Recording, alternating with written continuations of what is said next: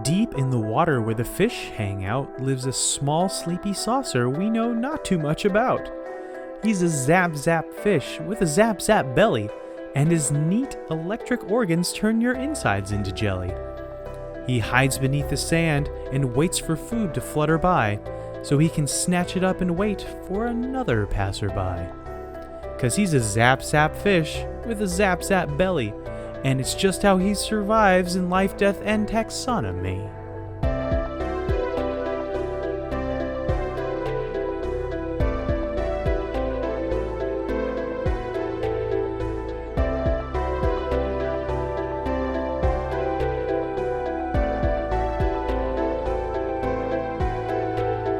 Welcome back to Life, Death, and Taxonomy. It's your 30 minutes of interesting animal information. I'm Joe.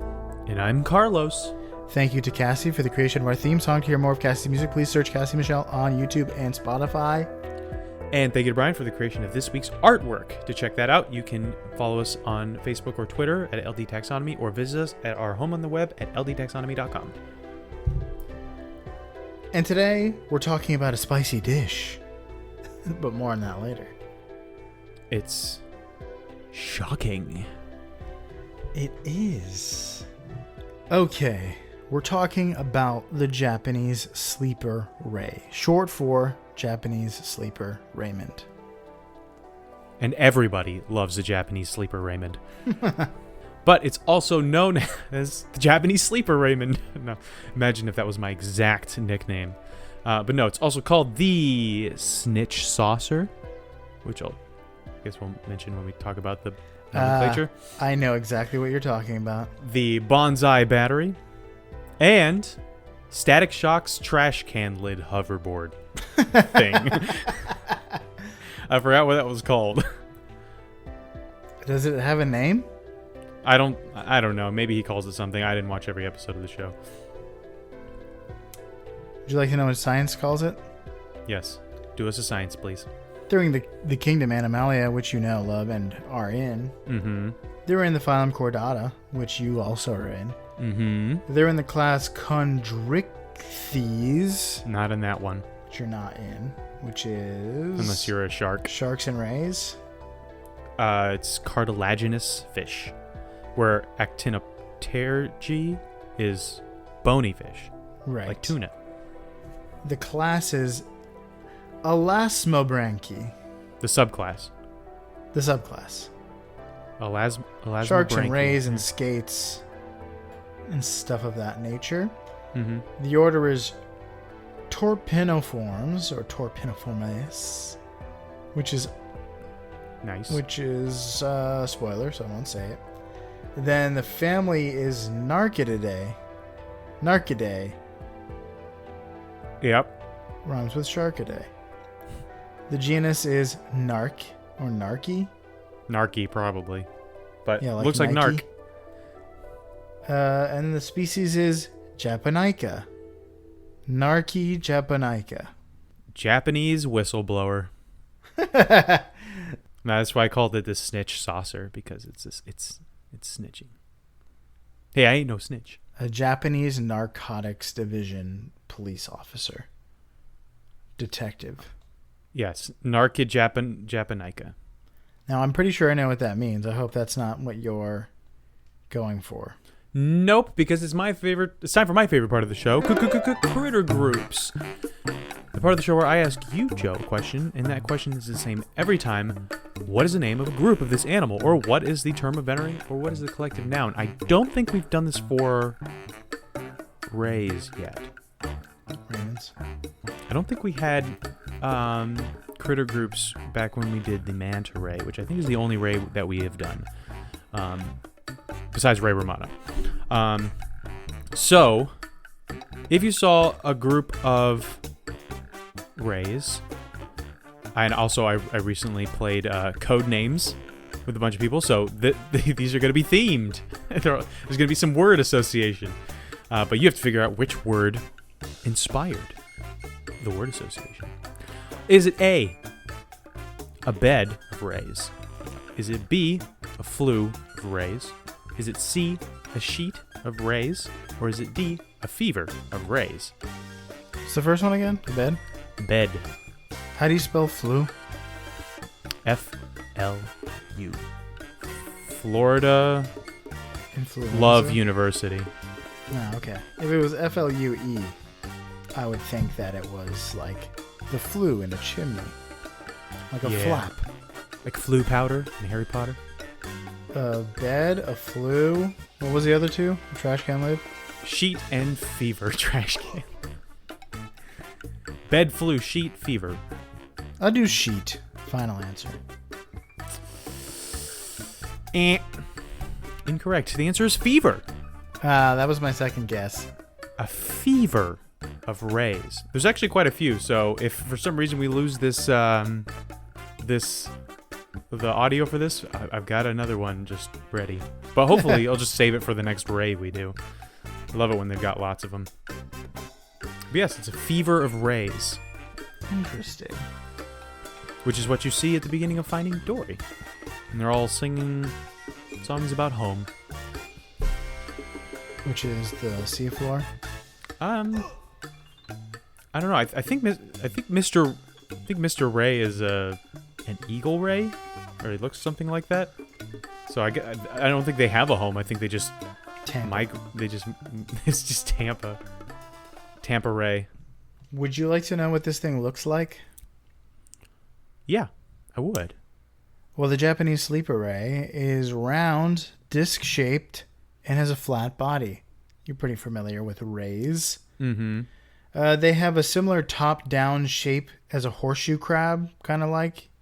But they also have a longer, fishy tail. It's like a horseshoe crab, but instead of that little spike, it's a big fishy tail.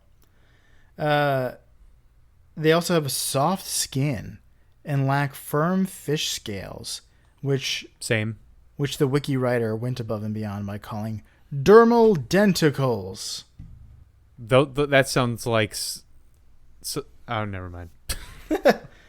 They have a spotted mottled look with a light brown tannish base and dark brown spots, but they also come in monochromatic tan. So 50 shades of brown. That's things that live on the sea floor for you. Yeah. Or Resident Evil 4. And if it was Skyrim, then it would be 50 shades of, gray. Because that game is gray. There is a lot of gray there. Everything, it's kind of like they just used a gray filter on it, like you're watching The Matrix and everything's green, a little bit green. Yeah, but in Skyrim it makes it feel cold and wintry. Then they succeeded. But that brings us to its size. But how do we relate this to the listener? We say what the size is. No, welcome to the Beloved Measure Up segment, the official listener's favorite part of the show. The part of the show when we present the animal size and dimensions in relatable terms through a quiz that's fun for the whole family. It's also part of the show that's introduced by you when you send in audio of yourself saying, singing, or chittering the words measure up into ldtaxonomy@gmail.com. We don't have a new Measure Up intro this week. Dag gum. But that means we get to hear from an animal, and Carlos has to guess what it is. Double dag gum. Now, I got this sound from TikTok, and it's been going around TikTok because you don't expect this thing to sound like this. And you're using it because you know... Because I'm confident you have never seen it. I'm flattered. I'm flattered that you automatically assumed I was the curmudgeon that I am deep inside. Without further ado, the listener's favorite part of the show.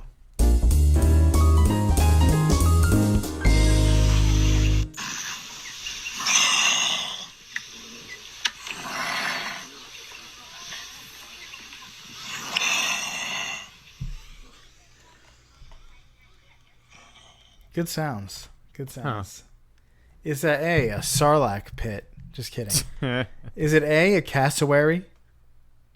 B, a koala? C, a kangaroo? Or D, a tortoise? Man, I was thinking of the cassowary as soon as I heard that. But I've seem to remember that specifically sounding like a giant dinosaur. So it was like a low grumble. that was odd to come from a bird, but I don't think this is that sound. I'm gonna have to go with. What was the last one? Tortoise. Tortoise. I'm gonna have to go with tortoise. Final answer. Final answer. The correct answer is kangaroo. That's a kangaroo. Is that the jacked kangaroo that I saw online one time? No, it's a small female kangaroo. Just hissing? People are really loving your voice. Oh, don't be like that just because they called you a boy a couple of times. You're a very nice lady, aren't you? It's... Can't help if they can't tell the difference. So this is. It sounds like if a goat got one of the rings of power and was turned into a Nazgul. Yeah. This is Aussie TikToker Card Queen Katie. And she has a ton of kangaroo content. So if you like kangaroos, it's a good TikTok for you. Especially if you like the way they taste. Because Australians eat them. I don't know if she eats them. It seems to be a farm. Who knows what it's for? All I know is that I've talked to Australians. And you can just go buy on a kangaroo burger. In some parts, at least. At least in Darwin. I have met people from Darwin, and they said you can buy a kangaroo burger there. I'm backpedaling because I don't know if it's the case across the country. What if it was an illegal thing that was just where you were? I wasn't there. I just met one somewhere else. I met a bunch of them in another part of the world, and we were talking about kangaroos, of course. It's the only thing you can talk about when you meet an Australian, and they were like, yeah, you can just pick up a kangaroo burger. Interesting. They're heaps good. That's what they said. But let's talk about length. This isn't another Australian themed episode, even though that was a kangaroo. This is a Japanese themed episode. So their length is 40 centimeters to 16 inches. But 40 centimeters or 16 inches, not 2. It's the same. How many Japanese sleeper rays go into the height of Eternatus? Do you know what Eternatus is? Isn't that like a bad guy in Marvel comics? No, that does sound like that, though. It's the poison dragon Pokemon that was introduced in Pokemon Sun and Moon. Oh yeah. How do I not know that? And you do. Because I looked it up for this purpose only. I looked up what's the tallest Pokemon. It's one of those legendaries that looks like a Swiss Army knife of blades and like magic. Really not good. It's really not cool looking at all. Yeah, it's not interesting at all. Also, Poison Dragon is just not. Poison's just not a fun type to have. Here's a hint. I tossed it as soon as I got it. I mean, I just put it in my box and didn't use it. Well, Eternatus is the tallest Pokemon. When it goes into its special Eternamax Eternatus phase, it more than doubles its size. But we're not talking about that. Even without that, it's the tallest Pokemon. And I also started to write down some facts about how, like in Pokemon, pieces of its body or what allow you to Dynamax. But who cares? That's all nerd stuff. Yeah, hopefully we haven't lost anybody. The problem is that when you're playing the game, and I have played the game quite a bit, when you're fighting him, he's huge, and when he's on your team, he's really tiny. He's a slightly longer. He's like the size of a Gyarados. So, but if this was real, he'd still be the biggest Pokemon on your team. You can't make him Eternamax size. I gotta guess this is a video game. I've just based off of our little character avatars that are supposed to be like 13-year-old kids. I'm gonna assume Eternatus is bigger than Whale Lord. Whale Lord's a whale. It is bigger than Whale Lord. I specifically looked that up. Goodness. Well, what Whale Lord is massive. I'm going to say Eternatus is 150 feet. That's a lot bigger than the biggest whale. But hey, it's a Pokemon. And it floats, and it's a dragon made out of poison and Dynamax energy. 150 feet. I'm going to say the answer is... No, that can't be right. Yes, 112. 112 rays, final answer? Yes. The correct answer is 50 rays. This is tiny. Eternatus is 65 feet and 7 inches. Oh my goodness, Wailord's like the size of a beluga whale then. Or 20 meters. I assumed Wailord was like a blue whale. He is based on the blue whale, but he's still smaller. Just like... It's embarrassing. Like, all the Pokemon are they're pocket monsters. They're supposed to be a little small. Well, they go into your Digital, Pokeball, and then that shrinks down, and then you put that in your pocket. It's TARDIS. There's TARDIS timey-wimey, spacey-wacy stuff in there. So no, they digitized. They're all pocket monsters. Let's talk about another Japanese IP. Aren't there rays in? There's Mantine. That's a ray Pokemon. I could have gone with that, but we're talking about depth now. They're diving depth. They can be found at 12 to 23 meters or 39 to 75 feet. How many Japanese sleeper rays go into the height of the most recent iteration of Godzilla? Oh. I have not seen the newest movie, and I really want to because they took it off HBO Max. Godzilla versus Kong. I don't know why I really want to. I didn't. Because Big Monkey. All of the movies leading up to this have been like C at best, like sea level. Sea level, because Godzilla raises the sea level when he gets in because he's so big. Even though he wouldn't, I don't think. Yeah, he would. Raise the sea level overall, or just like when he gets in, there's a lot of splashing and like storm surge. I mean, technically, everything that enters the ocean from land raises the sea level. It increases the volume of things in the ocean, and not detectably. No, probably not. Anyway, but yeah, here's Godzilla's mad about global warming, and he's here to stop us all from doing it.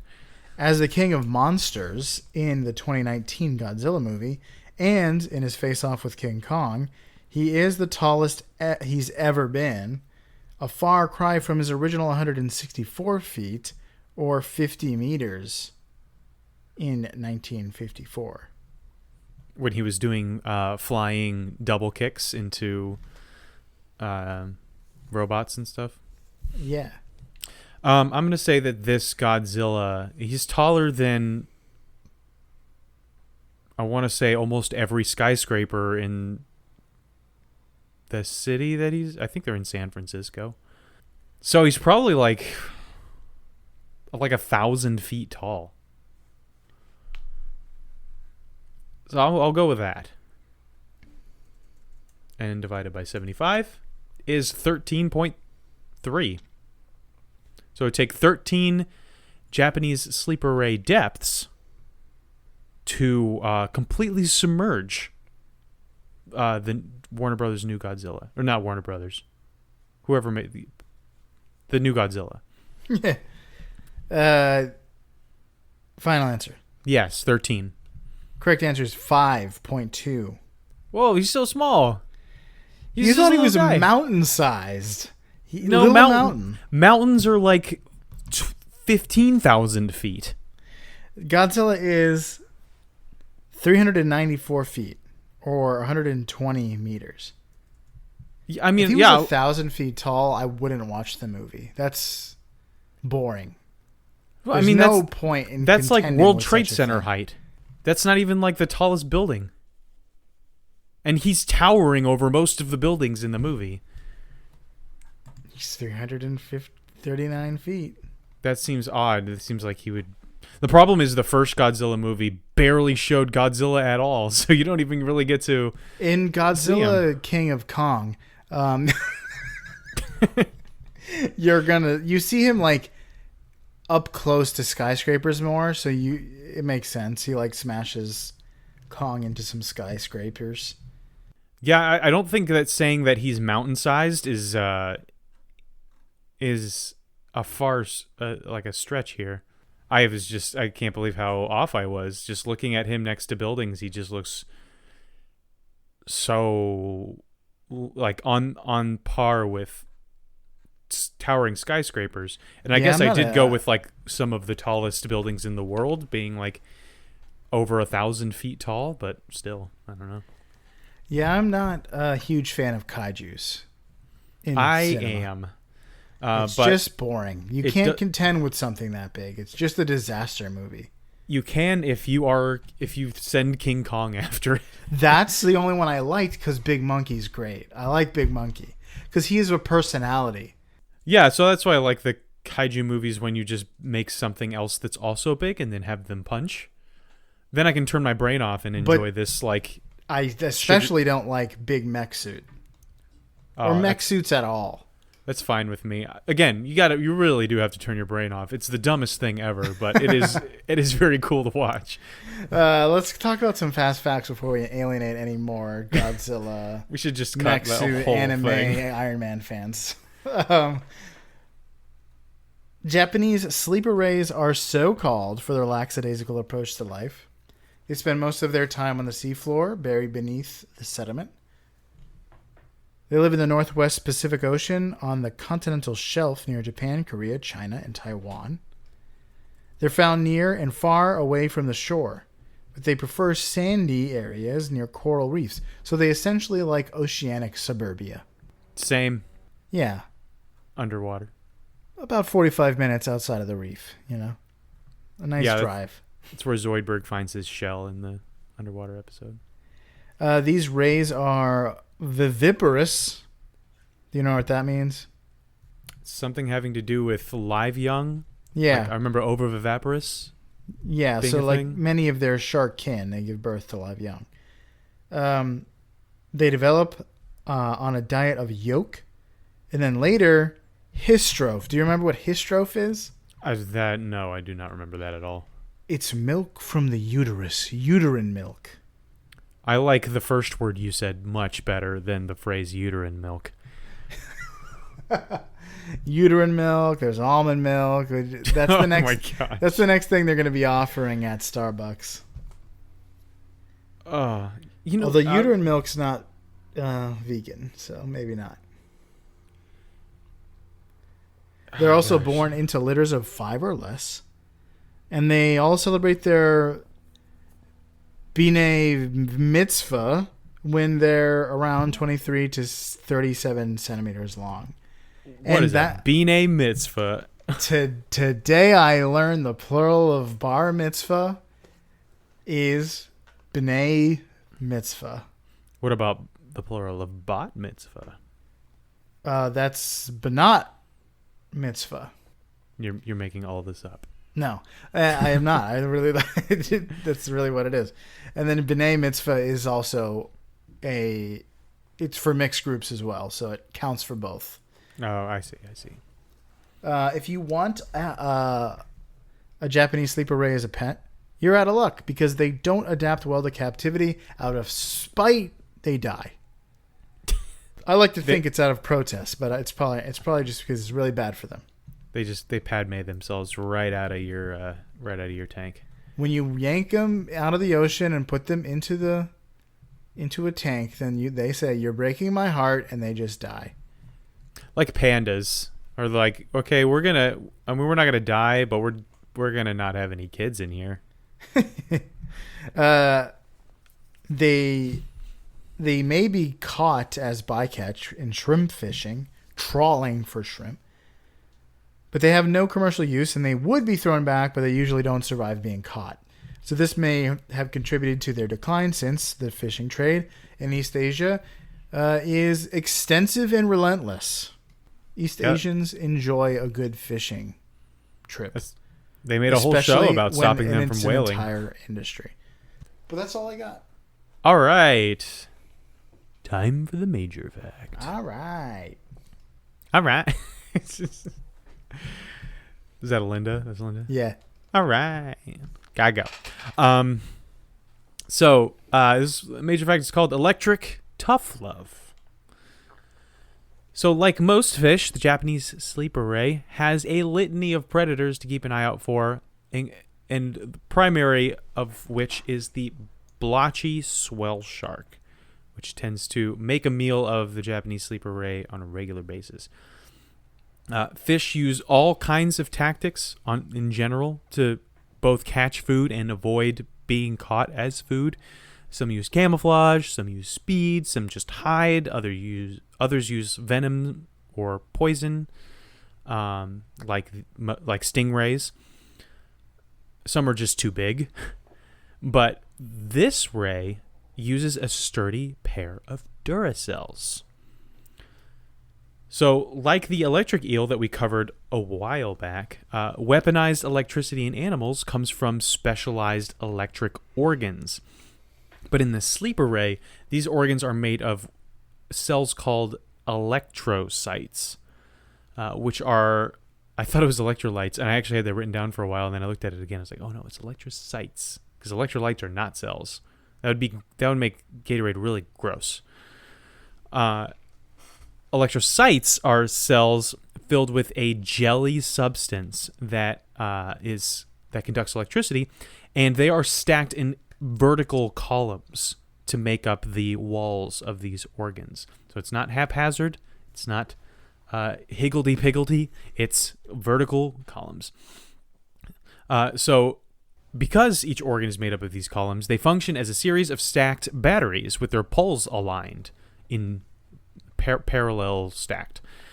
So this allows them to deliver an electric shock of up to 80 volts. Now, if you remember me trying to go into the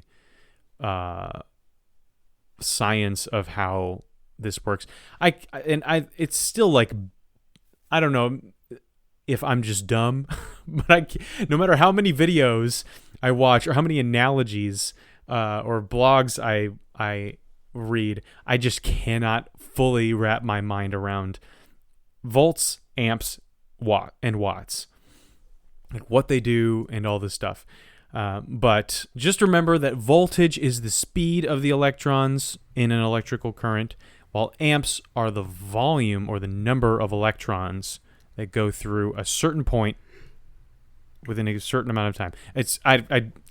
It's beyond me for some reason, even though it seems like it should be super simple, and the average person probably knows this a lot better than me, despite the fact that I've been researching it all day.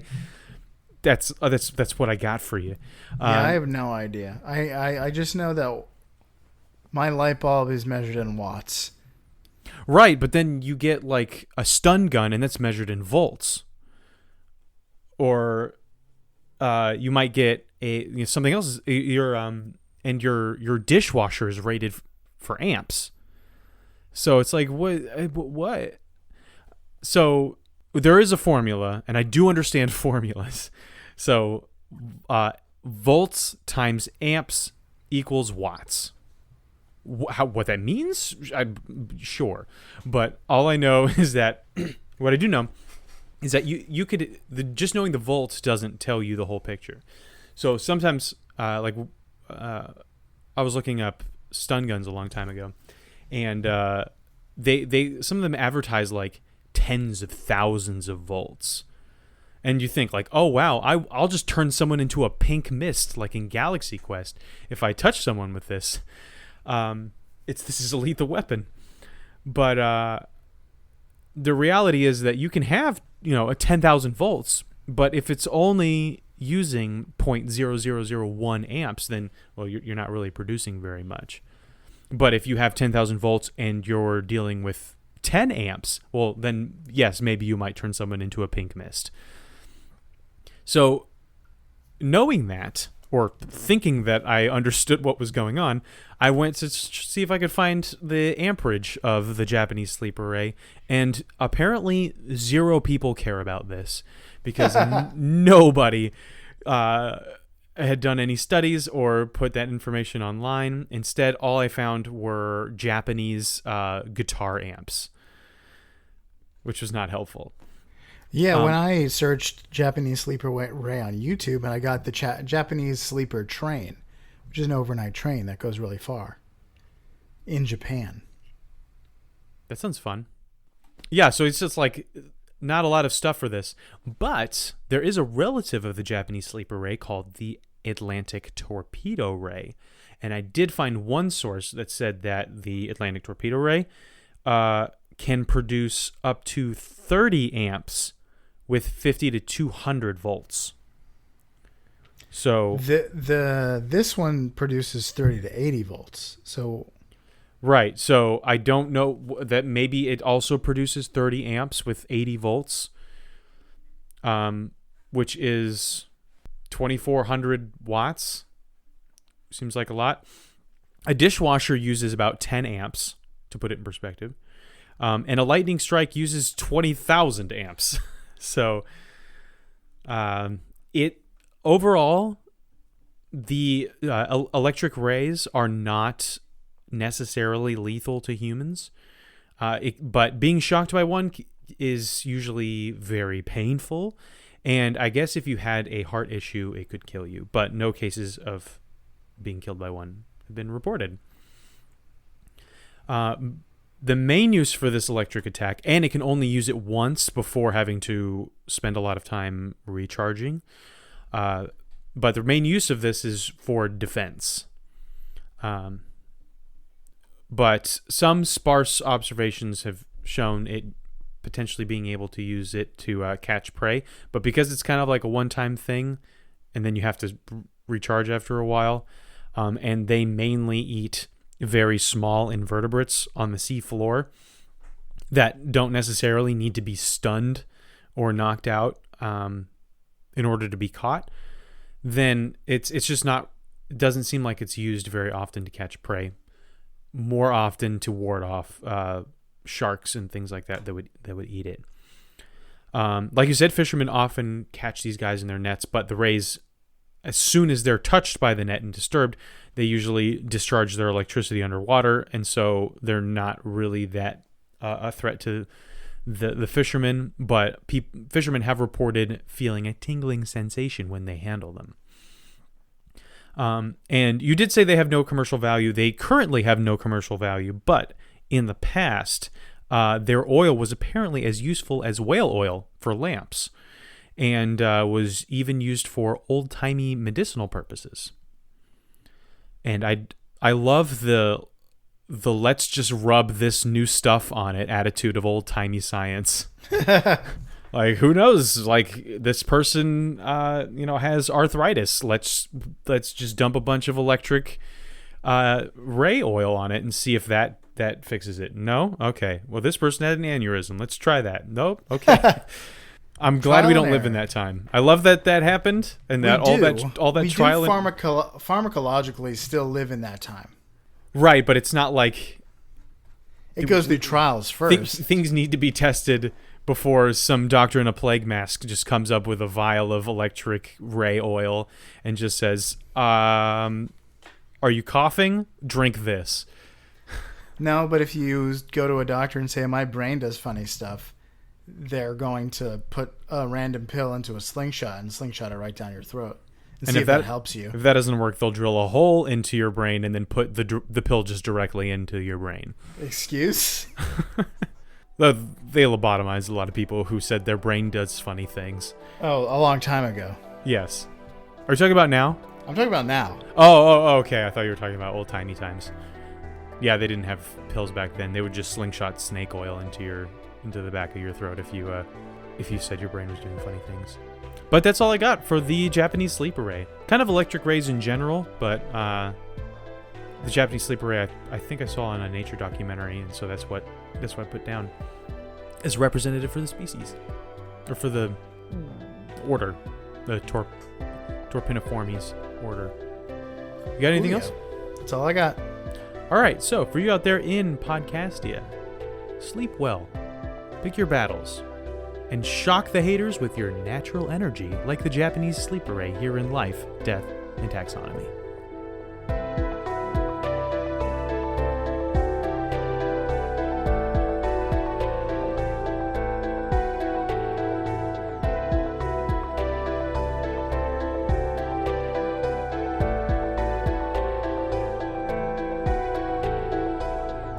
Hey Taxonomy Titans, thanks for listening to the episode. Just a few quick things. As always, reviews and social media engagement are greatly appreciated, but recommending the podcast to friends is the best way to help us grow. If you'd like some LDT flavored merch, check out teespring.com/stores/taxonomyteas. That's it. Thanks for listening all the way to the end.